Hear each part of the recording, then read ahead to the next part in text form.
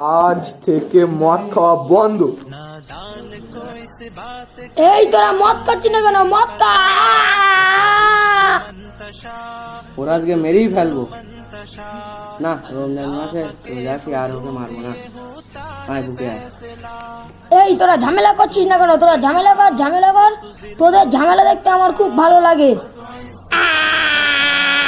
রমজান মাস পড়ে গেছে, সুদের টাকা রাখবোই না।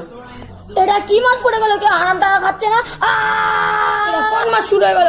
মানুষেরা নামাজ পড়ছে, রোজা রাখছে, এরা বেশি বেশি করে ইবাদত করছে, এরা একটুও খারাপ পথের দিকে যাচ্ছে না।